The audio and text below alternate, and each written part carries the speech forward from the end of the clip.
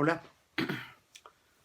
en el último video estaba comentando eh, la película El nombre de la rosa, al tiempo que es inevitable referirse un poco a la novela, a su importancia tanto de la película como de la novela, y a cómo la utilizaba yo para los propósitos que yo tenía cuando fui maestro formador de maestros de educación especial. Ahora voy a tratar de narrar levemente la película eh, y señalar algunos de los elementos que me parecieron más trascendentes, ¿no? Ya no tanto para mis alumnas, sino para mí mismo, y con los cuales pues vuelvo a hacer la recomendación, ¿no? La película trata sobre cosas que acontecen en un monasterio, creo que es un monasterio benedictino, y al cual llega un monje franciscano, William de Baskerville, interpretado por Sean Connery, con su discípulo, con su novicio, que se llama Atzo de Melk. Atzo de Melk es la voz narradora, tanto en la película, pero nada más aparece al principio, ¿no? Diciendo que va a contar esa historia que sucedió cuando él era prácticamente adolescente, que estaba saliendo de la pubertad, era muy joven. Y ya viejo, pues se supone que rememora esta experiencia que vivió con su maestro, William de Baskerville, Guillermo de Baskerville. Ellos llegan a este monasterio porque fue el monasterio elegido por el papado cuando la sede de la Santa Iglesia Católica no estaba en el Vaticano, sino en la ciudad de Avignon, en Francia.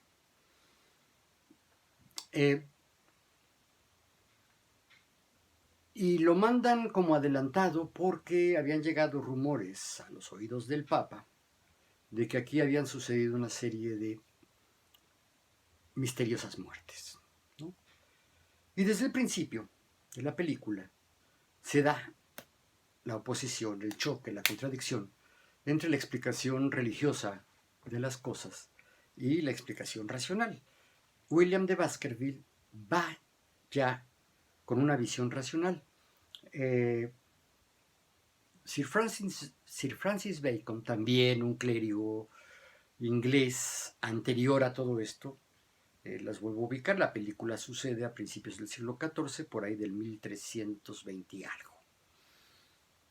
Unos cuantos años antes había muerto Sir Francis Bacon, que es considerado el padre del empirismo, ¿no? Es decir, del conocimiento basado en, si no en la experiencia, sí en la observación de los hechos, más basado en los hechos que en el pensamiento. No es que descarte el pensamiento, sino que el pensamiento debe de estar subordinado a los hechos para poder llegar a la verdad. Y se empieza a plantear el asunto de la verdad y la falacia, ¿no? Anterior a Francis Bacon fue un lector también de Santo Tomás de Aquino, otro clérigo, no recuerdo de qué nacionalidad era, si español o italiano. Esas naciones no existían todavía, pues es lo de menos. Pero Santo Tomás es el que se hizo famoso con esa frase de hasta no ver, no creer. Es decir, si no lo puedo constatar, pues no es totalmente creíble, ¿no? Y eso, aunque pone en predicamento de pronto a la propia religiosidad católica o cristiana, pues de alguna manera también los teólogos católicos, que no eran ni son unos tontos, es gente ilustrada, es gente con conocimientos, pues dicen, pues sí, o sea, está bien, ¿no?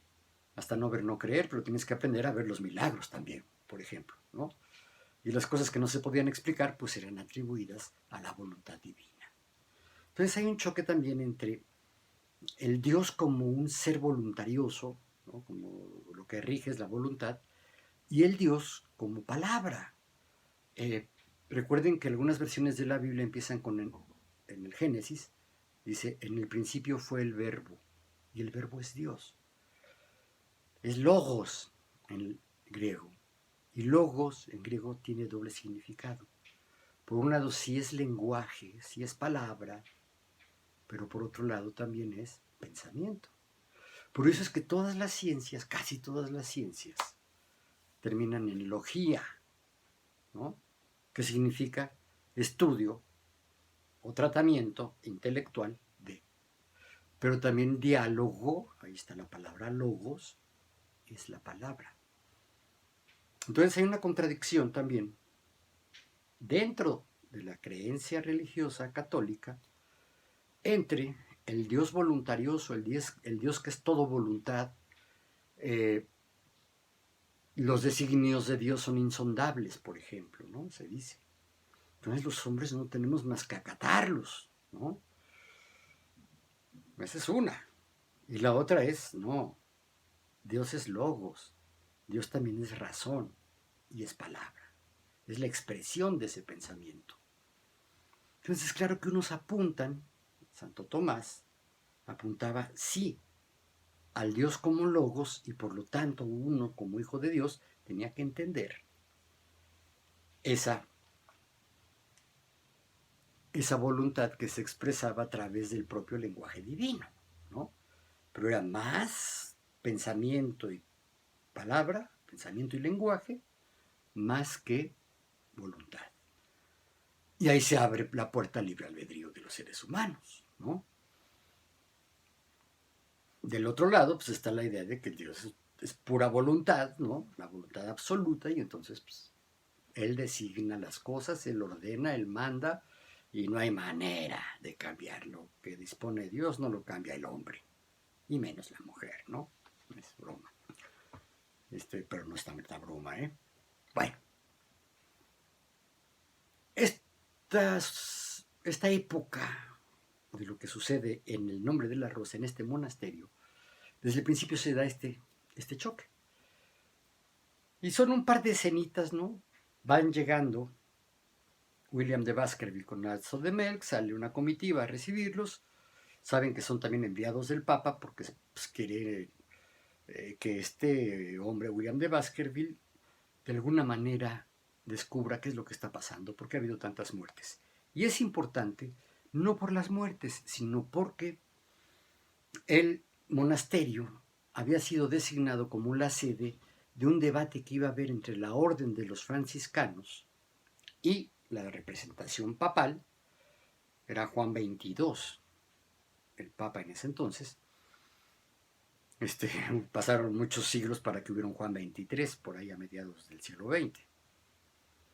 Bueno, pero quieren discutir un asunto que está propugnando la orden de los franciscanos, que dicen, si Cristo fue pobre, la iglesia tiene la obligación también de ser pobre. Y esto no quiere decir acabar con la riqueza, acabar con los ricos, sino favorecer primariamente a los más pobres. ¿No le suena esto a lo que se está viviendo hoy en México? ¿No? Por supuesto que el papado, la Santa Sede, decía que no había por qué vivir como lo indicó Cristo, que la iglesia tenía derecho a ser rica, a vivir en opulencia, ¿no? Porque era la garante de la voluntad divina. Entonces, pues podía tener las comodidades terrenales, ¿no? Que ellos creían merecer. Y los franciscanos de San Francisco de Asís decían que no, que era un asunto de obediencia a Jesucristo, ser pobre, para demostrar que se estaba con los pobres. Dentro de estos franciscanos había una orden muy radical, que lo que quería era simplemente acabar con los ricos, ¿no? Y acabar con los ricos era matarlos, ¿no? Y ahora sí que expropiar sus riquezas y repartirlas, ¿no? Sin ton ni son entre los pobres. Pero digamos, las visiones más sensatas de esta orden de los franciscanos, pues no eran tan así. Sí incitaban a la iglesia, digamos, a hacer un voto de pobreza, ¿no? De pobreza franciscana, no es la austeridad republicana de hoy, pero se le parece un poquito, ¿no? Al menos en la orientación de primero a los pobres, por el bien de todos. Por el bien de todos, no solo de los pobres. En fin. Decía yo que desde el principio hay un par de escenas donde se ve que William de Baskerville ya lleva una inclinación racionalista, ¿no? De observar los hechos, razonarlos y así explicarse las cosas. Y no descansar en la explicación divina, ¿no? ¿Por qué? Porque en el monasterio, pues casi todos los monjes estaban seguros de que era el diablo el que estaba provocando esas muertes, ¿no? Llega William de Baskerville con esta misión y hay un momento en que cuando los llevan a sus habitaciones, vea que su alumno Atzo está bailando, cruzando las piernitas, tocándose los genitales, ¿no? Cara de angustia, y nada más le dice, Atzo, sal de esta construcción, caminas unos cuantos metros, subes las escalinatas y luego te vas y atrás de la colina vas a encontrar lo que buscas. Dice, ¿cómo sabe? Dice, bueno, ¿cómo sé qué? Dice, pues que tengo ganas. Pues porque estás bailando, porque tienes cara de angustia, pues evidentemente traes ganas, ¿no? ¿De qué? Pues de deshacerte de tus desechos, ¿no? De tus desechos. De hacer tus necesidades, ¿no? Algo así le dice. Dice, ¿cómo supo si dice que nunca había venido aquí? Dice, porque cuando veníamos llegando, dice, vi a un monje caminar apresuradamente hacia donde yo te digo que vayas, tardó algunos momentos y luego regresó con cara de satisfacción y ya caminando plácidamente. Entonces seguramente ahí están los baños. Vete para allá. Entonces sale. Ahí ya nos está mostrando Jean-Jacques Annaud, es el director de la película, ya nos está mostrando la forma de pensar de William de Baskerville y es la forma de pensar que le ayuda a resolver los misteriosos asesinatos, las misteriosas muertes. Nunca convenció del todo a los monjes de que si había habido muertes fue por asesinatos que estaban cometiendo entre ellos mismos, o sea, algún monje estaba matando a otros monjes. Investiga muchas cosas hasta que encuentra una coincidencia en todos los cadáveres, porque durante esos días que estuvieron ahí hubo 3 o 4 muertes más, y se da cuenta de que todos tenían el dedo índice, la yema del dedo índice manchada de negro, y también la lengua. Los monjes tenían la mala costumbre de mojarse la yema del dedo para pasar las hojas de los libros que había allí. Les decía que este monasterio, real o inventado, creo que es ficticio, tenía la biblioteca más importante que tenía la Iglesia Católica entonces, y que tenía obras desde las escritas por los hititas, por los babilonios, por los egipcios, por supuesto, por todas las sociedades helénicas, atenienses, espartanos, etcétera, etcétera, y por supuesto también los romanos, ¿no? Y después ya las obras escritas en griego o en latín o en arameo por los escribas católicos. Y por eso era importante ese monasterio y por eso fue elegido para tener este cónclave entre franciscanos y la representación papal. Y antes de que esto sucediera, pues debía de estar resuelto el asunto de los asesinatos. Entonces, cuando Sean Connery descubre la mancha con el dedo,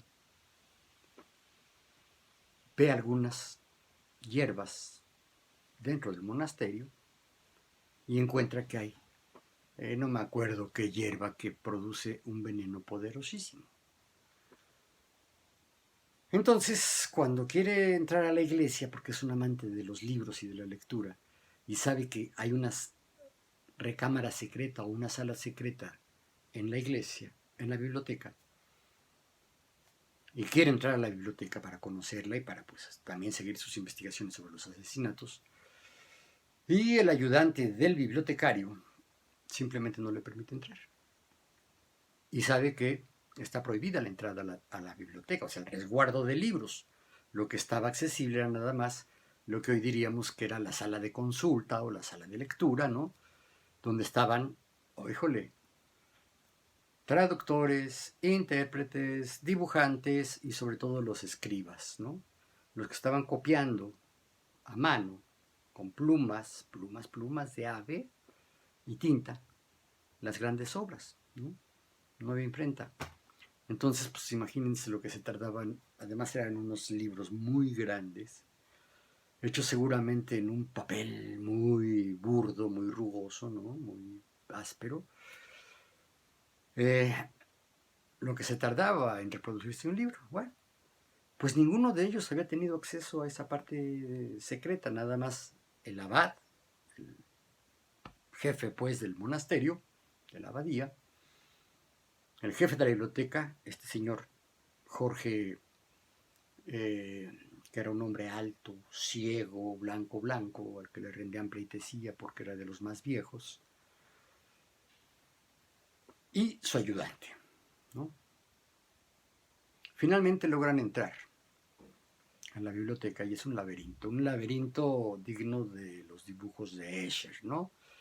Escaleras que iban para un lado, que iban para otro, que se interconectaban, pasadizos, túneles, y en todos había libros. Entonces se vuelve loco William de Baskerville.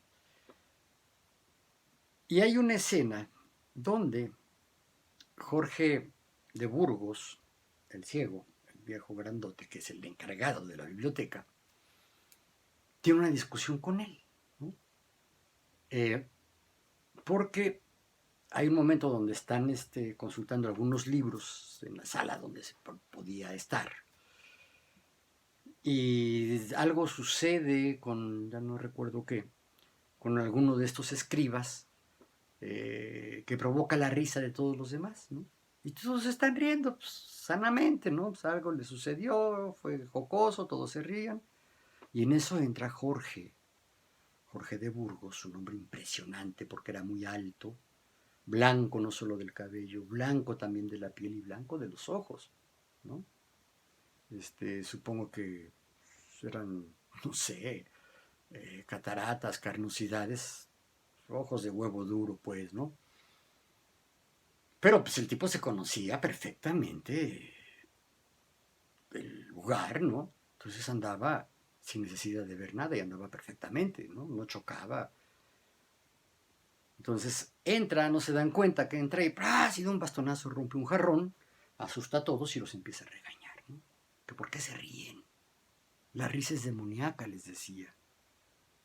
Entonces Baskerville le dice, pero ¿qué tiene de malo la risa? Esta discusión se da en distintos momentos, pero en síntesis, más o menos, dice, es que la risa deforma la cara y hace que los hombres adquieran gesto de mono. Baskerville le dice, los monos no se ríen. Dice, pues los hombres tampoco deberían de reírse, porque es cosa del demonio. La risa es demoníaca. ¿Por qué dices que es demoníaca? Dice, porque la risa ahuyenta el miedo. Y sin miedo al demonio, ya no hace falta Dios. Esta declaración, ¿no? Que además yo la aplicaría hasta nuestros días, lo discutí mucho con mis alumnas, ¿no? Yo siempre, bueno, no siempre, desde muy iniciada mi labor docente, inventé una serie de principios que sigo creyendo en ellos, ¿no? No se han difundido, más o menos, ¿no? Yo estoy convencido de que la labor educativa, escolar, debe de tratar de hacer del aprendizaje, la creación y la recreación un solo momento indisoluble. No tener espacios de recreo para que te pongas serio antes y te pongas serio después, ¿no? Que debes de divertirte, debes de encontrar placer en lo que haces, ¿sí? Sobre todo si sabes que te estás cultivando, que te estás haciendo crecer, que te estás desarrollando, ¿no? Entonces esto debe de ser algo divertido. Eh, entonces, discutir esta frase, ¿no? desde el punto de vista de William de Baskerville, es decir, siendo partidario de William de Baskerville y no de Jorge de Burgos, pues fue muy rico, ¿no? Esta película a veces se llevaba hasta 4 sesiones, es decir, estoy hablando de 8 horas, ¿no? De plática, de discusión, de ejemplificación, en fin. Y yo esto lo estoy tratando de resumir a lo menos posible para que mis videos no salgan tan largos. El anterior, donde más o menos hablé de la caracterización general de la obra, del nombre de la rosa, y esto que pretendía ser una reseña, pues que ya se me fue el tiempo también, ya estoy rebasando los 20 minutos, pues ya doy una de las conclusiones finales, ¿no? Esta idea, ¿no? Tan represiva de que en el salón debes de guardar silencio, que puedes hacer algún ruido solo si te sucede un accidente o si el maestro te permite la palabra, ¿no? Y digo yo, ¿por qué no reír? ¿Por qué no el maestro aprende a ser también un humorista, ¿no? ¿Y por qué no permitir que los alumnos expresen en voz alta sus ocurrencias graciosas, ¿no? Y hacer del trabajo académico algo rico, algo sabroso, algo recreativo. También para esto me sirvió mucho esta película. Finalmente, la risa es expresión de una emoción. Generalmente de una emoción de alegría, a veces de una emoción de nervios, de temor, pero generalmente es de alegría. Hay que expresarla. Lo mismo con el llanto y todos los intermedios entre la risa y el llanto. Si algo ha caracterizado al teatro desde las representaciones escénicas de los griegos, de las culturas prehispánicas, es eso, el juego de las emociones, porque son las emociones las que nos afectan unos a otros y las que nos permiten intercambiar cosas más racionales, más científicas, más serias, ¿no? Pero ya déjenle la seriedad a los que estén carentes de emociones, aunque solo tengan esa emoción neutra, ¿no? No me río, no me enojo, no lloro, no. Yo creo que el buen desarrollo humano tiene que aprender a manejar sus emociones y lo primero es reconocerlas. Y esto no es fácil. Tienes que aprender a reconocer tus filias y tus fobias, o sea, que te gusta y que no te gusta. ¿Para qué? Para empezar a reconocer tus emociones y en esa medida que reconozcas tus emociones puedas dominarlas, manejarlas, para sacar la mejor emoción en el momento más adecuado. ¿Cuál es esta? Depende del momento, ¿no? Pero si no las controlas, pues la emoción te va a traicionar y se va a apoderar de ti. Entonces este juego entre la razón, les decía a mis alumnas, y el corazón, es decir, el pensamiento y la emoción, si es que la emoción estuviera aquí, pero parece decir que está ahí acá y ahí en el intestino, eso luego lo vemos. Es lo que te da el balance. Y la película también nos permitió ver eso. En fin, voy a meditar, a ver si hago un tercer video sobre el nombre de la rosa, que hable un poco de los pecados capitales y cómo estos pecados, su existencia, su postulado, su observancia, es un pecado, ¿no? Pero no todos, algunos sí son válidos, pero hay otros que no valen la pena porque es lo primero que rompemos cuando lo festejamos, precisamente el nacimiento de Cristo. En fin, no lo sé si lo toco. Vean la película, lean el libro si pueden, si no, pues ojalá y estos comentarios hayan ilustrado un poquito su interpretación de la película y del libro El nombre de la rosa. Chao.